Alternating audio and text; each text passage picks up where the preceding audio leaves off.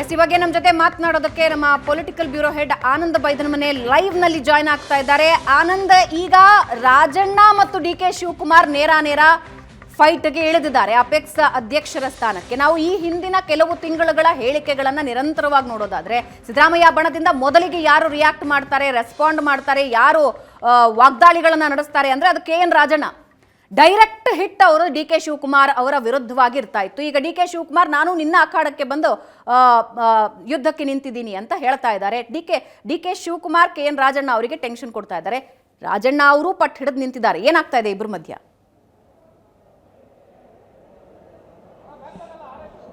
ಭಾವನಾ, ಏನು ಕರ್ನಾಟಕದಲ್ಲಿ ಸಹಕಾರ ರಂಗದಲ್ಲಿ ಅತ್ಯಂತ ಪ್ರತಿಷ್ಠಿತವಾಗಿರ್ತಕ್ಕಂಥ ಬ್ಯಾಂಕ್ ಅಂದರೆ ಅದು ಅಪೆಕ್ಸ್ ಬ್ಯಾಂಕು.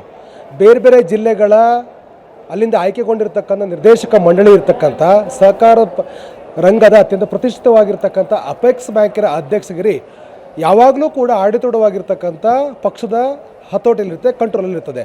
ಆದರೆ ಕಳೆದ ಬಾರಿ ಮುಖ್ಯಮಂತ್ರಿ ಆಗಿದ್ದಂಥ ಯಡಿಯೂರಪ್ಪನವರು ತಮ್ಮ ಆಪ್ತರಾಗಿರ್ತಕ್ಕಂಥ ಬೆಳ್ಳಿ ಪ್ರಕಾಶ್ ಅವರನ್ನು ಅಧ್ಯಕ್ಷರನ್ನಾಗಿ ಮಾಡಿದರು. ಬೆಳ್ಳಿ ಪ್ರಕಾಶ್ ಅವರು ಅಧ್ಯಕ್ಷರಾಗಿದ್ದಂಥ ಹಿನ್ನೆಲೆಯಲ್ಲಿ ಈಗ ಕಂಟಿನ್ಯೂ ಆಗಿ ಅದೇ ಬಾಡಿ ಮುಂದುವರೆದಿದೆ. ಆದರೆ ಬೆಳ್ಳಿ ಪ್ರಕಾಶ್ ಅವ್ರನ್ನ ತೆಗಿಬೇಕು ಅಂತ ಹೇಳಿ ಈಗಾಗಲೇ ಚಿಕ್ಕಮಗಳೂರು ಜಿಲ್ಲೆಯ ಶಾಸಕರು ಒತ್ತಾಯ ಮಾಡಿದಂಥ ಕಾರಣಕ್ಕಾಗಿ ಮುಖ್ಯಮಂತ್ರಿ ಸಿದ್ದರಾಮಯ್ಯವರು ಬೆಳ್ಳಿ ಪ್ರಕಾಶ್ ಅವರ ಪದಚ್ಯುತಗೊಳಿಸಿ ಅಂತಕ್ಕಂಥ ಸೂಚನೆಯನ್ನು ಸಹಕಾರ ಸಚಿವರಾಗಿರ್ತಕ್ಕಂಥ ರಾಜಣ್ಣ ಅವರು ಕೊಟ್ಟಿದ್ದಾರೆ.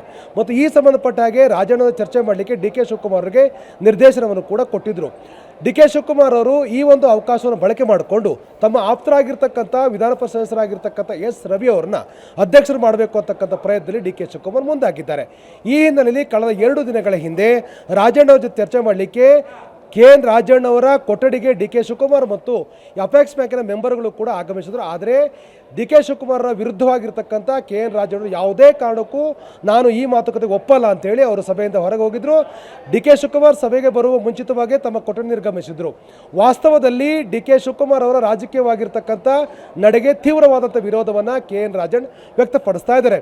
21 ಸದಸ್ಯ ಬಲ ಇರತಕ್ಕಂಥ ಅಪೆಕ್ಸ್ ಬ್ಯಾಂಕ್ ಆಡಳಿತ ಮಂಡಳಿಯಲ್ಲಿ ಈಗ 19 ಸದಸ್ಯರ ಬಲ ಇದೆ. ಯಾಕಂದರೆ ಪಟೇಲ್ ಶಿವರಾಮ್ ಅವರು ಇತ್ತೀಚೆಗೆ ತೀರ್ಕೊಂಡಿರ್ತಕ್ಕಂಥ ಹಿನ್ನೆಲೆಯಲ್ಲಿ, ಅಂದರೆ ಮಾಜಿ ವಿಧಾನ ಪರಿಷತ್ ಸದಸ್ಯರಾಗಿರ್ತಕ್ಕಂಥ ಪಟೇಲ್ ಶಿವರಾಮ್ ಹಾಸನ್ದವರು ಇವರು ತೀರ್ಕೊಂಡಂಥ ಹಿನ್ನೆಲೆಯಲ್ಲಿ ಆ ಸ್ಥಾನ ತೆರವಾಗಿದೆ.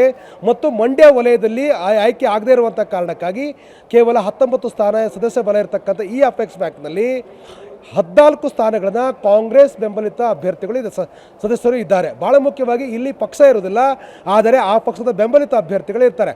ನಾವು ಒಂದು ಬಾರಿ ಗಮನಿಸ್ತಾ ಇದ್ದರೆ ಈ ಒಂದು ಮಂಡಳಿಯಲ್ಲಿ ಸಚಿವರು ಕೂಡ ಇದ್ದಾರೆ.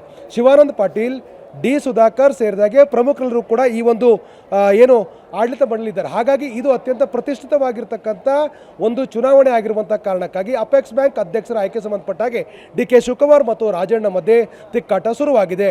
ಇದು ಎಷ್ಟರ ಮಟ್ಟಿಗೆ ಅಂದರೆ ಯಾವುದೇ ಕಾರಣಕ್ಕೂ ಡಿ ಕೆ ಶಿವಕುಮಾರ್ ಅವರ ಅಭ್ಯರ್ಥಿ ಆಗಿರ್ತಕ್ಕಂಥ, ಅವರ ಪರಮಾಪ್ತ ಆಗಿರ್ತಕ್ಕಂಥ, ವಿಧಾನ ಪರಿಷತ್ನ ಸದಸ್ಯರು ಕೂಡ ಆಗಿರ್ತಕ್ಕಂಥ ಎಸ್ ರವಿ ಅವ್ರನ್ನ ಅಧ್ಯಕ್ಷರಾಗಿ ಮಾಡಲಿಕ್ಕೆ ಅವಕಾಶ ಕೊಡೋದಿಲ್ಲ ಅಂತಕ್ಕಂಥ ಮಾತನ್ನು ಭಾಳ ಸ್ಪಷ್ಟವಾಗಿ ರಾಜಣ್ಣ ಹೇಳಿದ್ದಾರೆ. ಆದರೆ ಈ ಅವಕಾಶವನ್ನು ಬಳಕೆ ಮಾಡ್ಕೊಳ್ತಕ್ಕಂಥ ಪ್ರಯತ್ನವನ್ನು ಇತರರು ಮಾಡಿದರೂ ಕೂಡ ಮುಖ್ಯಮಂತ್ರಿ ಸಿದ್ದರಾಮಯ್ಯನವರು ಲಕ್ಷ್ಮಣ ಸವದಿ ಅವ್ರನ್ನ ಅಧ್ಯಕ್ಷರು ಮಾಡಬೇಕು ಅಂತಕ್ಕಂಥ ಪ್ರಯತ್ನದಲ್ಲಿದ್ದಾರೆ. ಆದರೆ ಲಕ್ಷ್ಮಣ ಸವದಿ ಭಾಳ ಸ್ಪಷ್ಟವಾಗಿ ಅಪೆಕ್ಸ್ ಬ್ಯಾಂಕ್ ಅಧ್ಯಕ್ಷಗಿರಿಯನ್ನು ಒಪ್ಪಲ್ಲ ಅಂತಕ್ಕಂಥದ್ದು ಈಗಾಗಲೇ ಭಾಳ ಸ್ಪಷ್ಟವಾಗಿ ಹೇಳಿದ್ದಾರೆ. ಹಾಗಾಗಿ ಯಾರು ಅಧ್ಯಕ್ಷರಾಗ್ತಾರೆ ಅಂತಕ್ಕಂಥ ಚರ್ಚೆಯೂ ಕೂಡ ಇದೆ. ಶಿವಮೊಗ್ಗದ ಮಂಜುನಾಥ್ ಗೌಡರನ್ನ ಅಧ್ಯಕ್ಷರು ಮಾಡಬೇಕು ಅಂತಕ್ಕಂಥ ಪ್ರಯತ್ನವನ್ನು ಡಿ ಕೆ ಶಿವಕುಮಾರ್ ಆರಂಭಿಕ ಹಂತದಲ್ಲಿ ಮಾಡಿದರು. ಆದರೆ ಈಗಾಗಲೇ ಅವರು ಮಲೆನಾಡು ಅಭಿವೃದ್ಧಿ ಮಂಡಳಿ ಅಧ್ಯಕ್ಷರಾಗಿರುವಂಥ ಕಾರಣಕ್ಕಾಗಿ ಮಂಜುನಾಥ್ ಗೌಡರನ್ನ ಅಧ್ಯಕ್ಷರು ಮಾಡಲಿಕ್ಕೆ ರಾಜಣ್ಣ ಒಪ್ತಾ ಇಲ್ಲ. ಹೀಗಾಗಿ ಎಸ್ ರವಿ ಅವರನ್ನ ಅಧ್ಯಕ್ಷರು ಮಾಡಬೇಕು ಅಂತಕ್ಕಂಥ ಪ್ರಯತ್ನವನ್ನು ಡಿ ಕೆ ಶಿವಕುಮಾರ್ ನಡೆಸ್ತಾ ಇರುವಂಥ ಹಿನ್ನೆಲೆಯಲ್ಲಿ ಯಾವುದೇ ಕಾರಣಕ್ಕೂ ಡಿ ಕೆ ಶಿವಕುಮಾರ್ ಬಣದಲ್ಲಿ ಗುರುಸ್ಕೊಂಡಿರ್ತಕ್ಕಂಥ ಅವರಿಗೆ ಹತ್ತಿರದಲ್ಲಿರ್ತಕ್ಕಂಥ ಯಾವುದೇ ಸದಸ್ಯರನ್ನು ಕೂಡ ಅಧ್ಯಕ್ಷರು ಮಾಡಲಿಕ್ಕೆ ರಾಜಣ್ಣ ಒಪ್ತಾ ಇಲ್ಲ. ಆ ಕಾರಣಕ್ಕಾಗಿ ಸಭೆಯನ್ನು ತಿರಸ್ಕಾರ ಮಾಡಿ ಅವರು ಸಭೆಯಿಂದ ಹೊರಗೆ ಹೋಗಿದ್ದಾರೆ. ಈ ವಿಚಾರದಲ್ಲಿ ತಿಕ್ಕಾಟ ಮುಂದುವರೆದಿದ್ದು, ಈ ಸಂಬಂಧಪಟ್ಟಾಗಿ ಡಿ ಕೆ ಶಿವಕುಮಾರ್ ಮುಖ್ಯಮಂತ್ರಿ ಸಿದ್ದರಾಮಯ್ಯರಿಗೆ ದೂರನ್ನು ಕೂಡ ಕೊಟ್ಟಿದ್ದಾರೆ. ಮುಖ್ಯಮಂತ್ರಿ ಸಿದ್ದರಾಮಯ್ಯವರು ಈ ಸಂಬಂಧಪಟ್ಟಾಗೆ ಬಜೆಟ್ ಅಧಿವೇಶನದ ಬಳಿಕ ಈ ಸಮಸ್ಯೆಯನ್ನು ಪರಿಹಾರ ಮಾಡ್ತಿರತಕ್ಕಂಥ ಮಾತನ್ನು ಕೂಡ ಹೇಳಿರ್ತಕ್ಕಂಥದ್ದು ಭಾಳ ಸ್ಪಷ್ಟವಾಗಿದೆ. ಮತ್ತು ಡಿ ಕೆ ಶಿವಕುಮಾರ್ ಮತ್ತು ರಾಜಣ್ಣ ಮಧ್ಯೆ ಇರತಕ್ಕಂಥ ರಾಜಕೀಯವಾಗಿರ್ತ ತಿಕ್ಕಾಟ ಅಪೆಕ್ಸ್ ಬ್ಯಾಂಕ್ ಅಧ್ಯಕ್ಷರ ಆಯ್ಕೆಗೂ ಕೂಡ ಬಂದು ತಲುಪಿರುವಂಥ ಹಿನ್ನೆಲೆಯಲ್ಲಿ ಮುಖ್ಯಮಂತ್ರಿಗಳ ಆಸೆ ಇದ್ದಂತೆ ಅಪೆಕ್ಸ್ ಬ್ಯಾಂಕ್ ಅಧ್ಯಕ್ಷರಾಗಿರ್ತಕ್ಕಂಥ ಬೆಳ್ಳಿ ಪ್ರಕಾಶ್ ಅವರ ಪದಚ್ಯುತಿ ಆಗಬೇಕಾಗಿತ್ತು.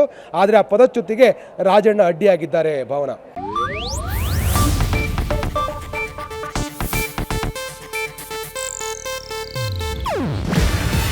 ಇದು ಏಷ್ಯಾನೆಟ್ ನ್ಯೂಸ್ ನೆಟ್ವರ್ಕ್ ಪ್ರಸ್ತುತಿ. ನೀವು ನೋಡ್ತಿದ್ದೀರಾ ಏಷ್ಯಾನೆಟ್ ಸುವರ್ಣ ನ್ಯೂಸ್.